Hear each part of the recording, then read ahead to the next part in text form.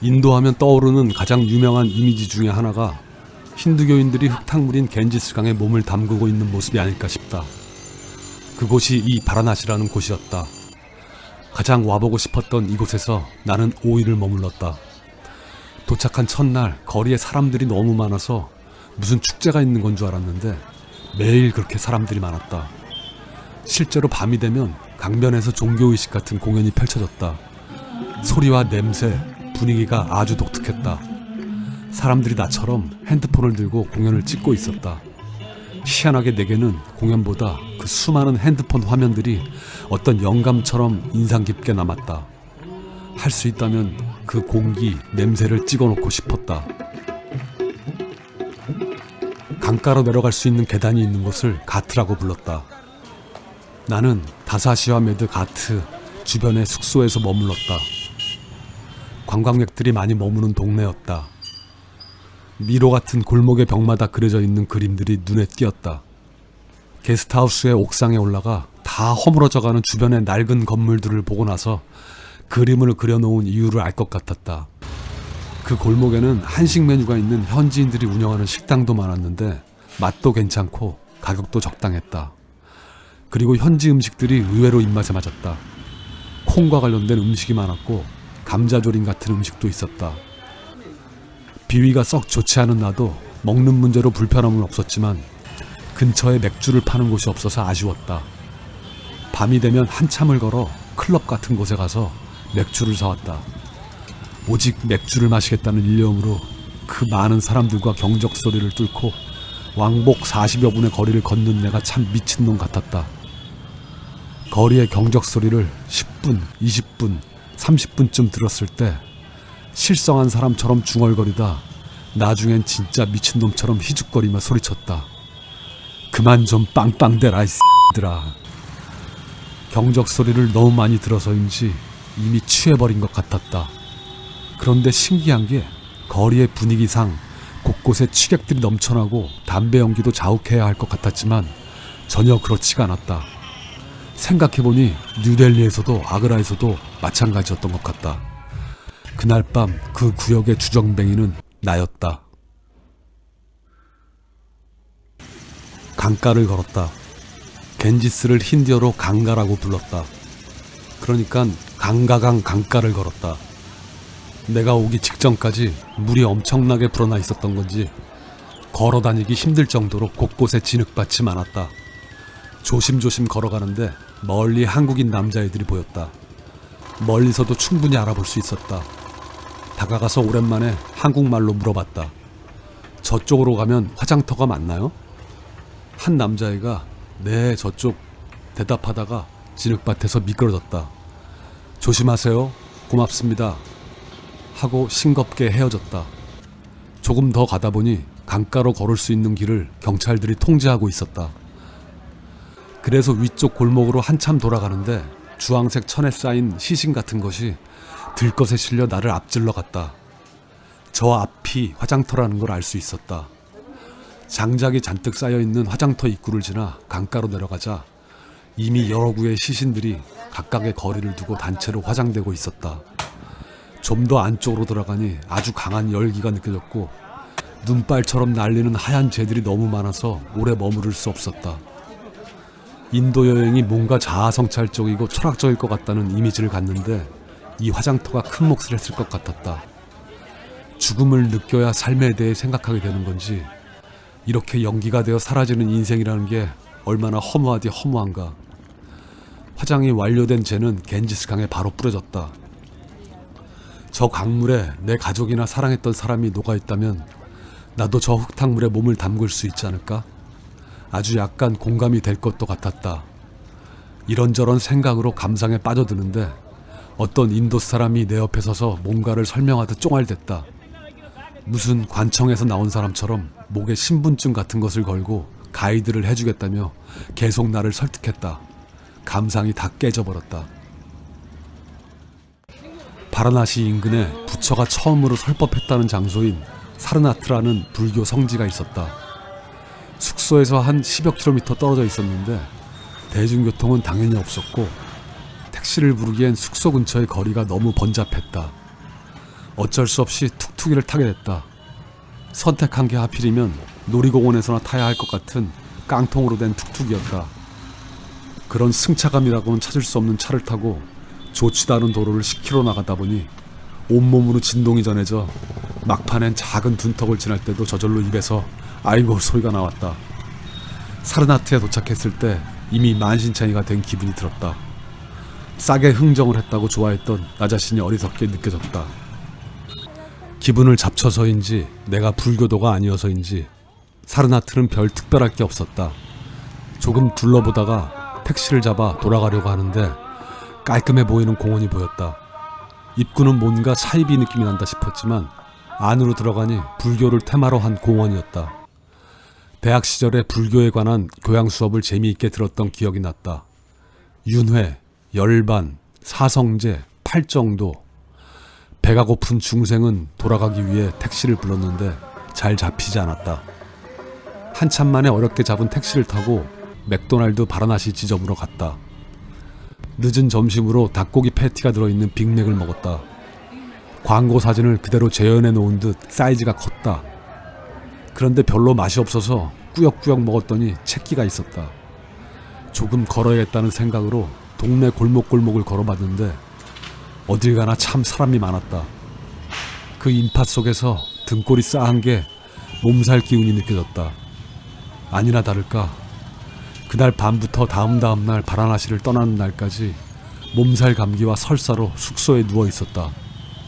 땀을 얼마나 흘렸는지 모른다. 말 그대로 진땀을 뺐다. 평소 서울에서는 절대 잘 걸리지 않던 감기를 얼마 만에 앓는 건지 기억이 나지도 않았다.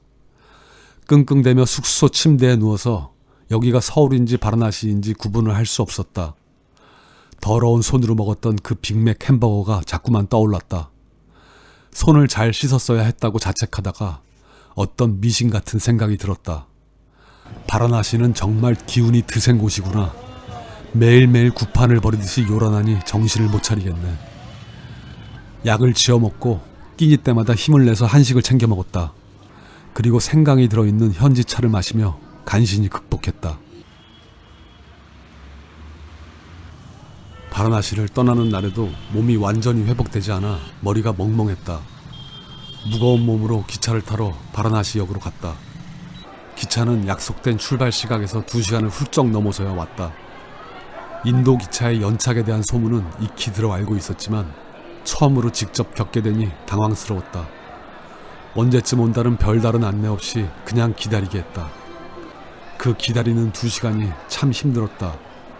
기차를 놓치게 되거나 아예 안 오는 건 아닐지 걱정이 되다가 갑자기 화가 나기도 했다. 뒤늦게 플랫폼으로 들어오던 기차가 얼마나 반가웠는지 모른다. 내 감정을 뒤엉키게 하는 악당 같은 기차였다. 기차를 타면 일단 누울 수 있어서 좋았다. 그리고 예약한 자리가 혼자 누워 창밖을 보는데 아주 적당해서 더 좋았다. 가면서 가끔 휴대폰으로 현재 위치를 확인했는데 기차가 돌고 돌아서 영 이상한 방향으로 가고 있었다. 도착지에도 만만치 않게 연착될 것 같았다.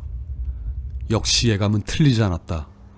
당일 밤 10시 도착 예정이던 기차는 다음날 새벽 5시에나 도착했다. 그렇게 노테누아라는 네팔과의 국경 인근에 있는 도시에 계획보다 7시간이나 늦게 도착했다. 긍정적으로 생각하면 애매하게 새벽 1~2시에 도착하는 것보다 차라리 5시가 훨씬 괜찮았다.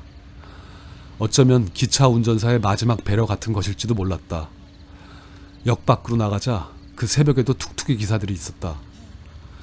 똘똘해 보이는 어린 기사의 툭툭이를 검은색 히잡을 쓴 아주머니들 몇과 합승을 해서 타고 국경을 향해 갔다. 때마침 해가 뜨고 있었다. 달리는 툭툭이에서 바라보는 일출이 아름다웠다. 한 고개를 넘었다 싶은 안도감 때문이었는지 가슴이 잠깐 뭉클해졌다. 걸어서 국경을 넘어본 건 처음이었지만 크게 특별한 건 없었다. 출국 도장을 받은 인도 출입국 사무소에서 입국 도장을 받은 네팔 출입국 사무소까지 한 1km 정도의 거리를 터벅터벅 걸었다. 중간에 여권 검사를 한 인도 군인들이 사우스 코리아에 큰 관심을 보이며 내게 농담을 하기도 했다. 딱 선을 넘어 네팔에 도착했을 때 기분 탓이었는지 희한할 정도로 거리가 얌전하다는 느낌을 받았다. 그 국경에서 룸비니까지는 거리가 꽤 됐다.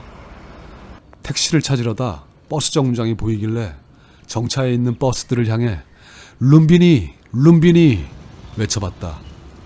간다고 하는 버스는 없었는데 어디선가 대학생으로 보이는 한 남자아이가 내게 와서 가는 방법을 자세히 설명해줬다. 신기하게 삐끼가 아니었다.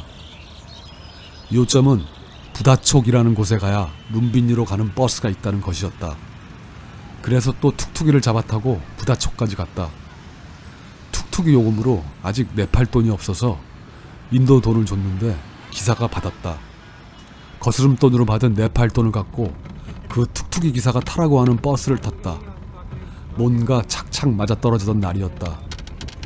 네팔의 거리는 경적 소리가 심하지 않은 게 인도에 비해 확실히 차분했다.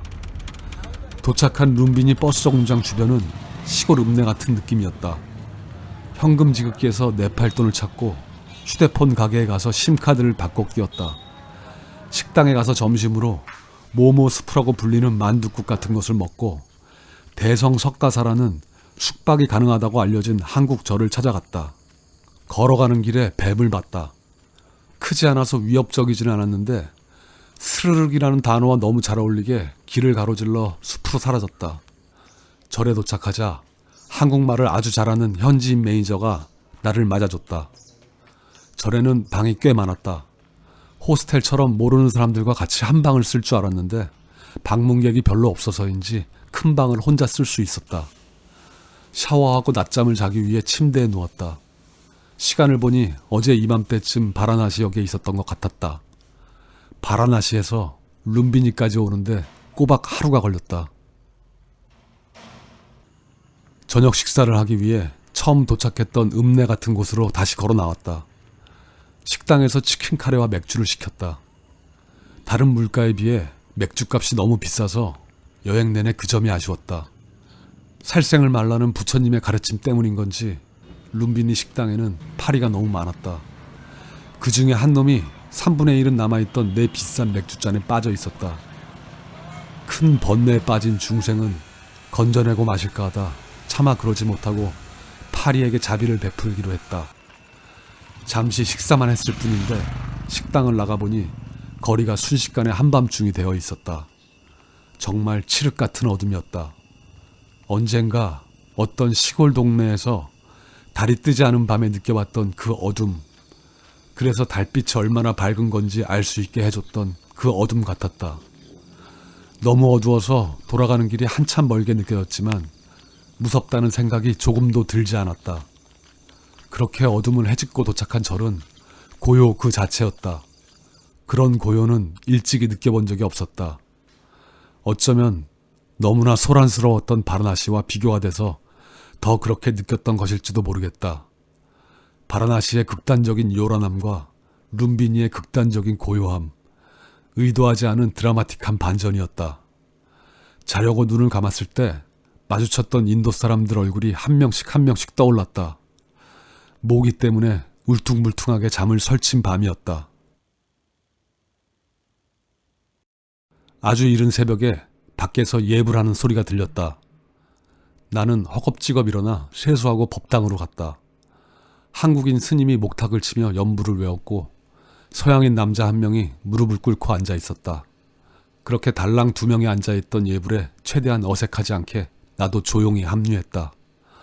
스님은 온 힘을 다해 연부를 외운다기보다 이 닫고 세수하는 느낌으로 연부를 외웠다.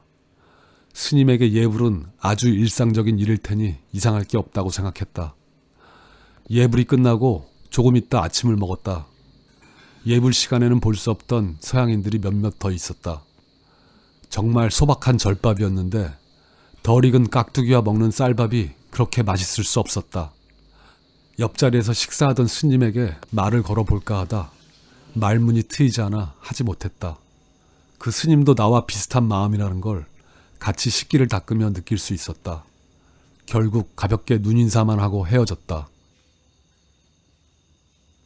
룸비니는 인위적으로 만들어진 마을이었다. 지도에서 보면 직사각형으로 되어 있는데 상상했던 것보다 상당히 넓은 공간이었다. 여러 나라의 개성 있는 사원들이 곳곳에 많았지만 나는 석가모니가 태어났다고 전해지는 마야대비 사원만 가봤다.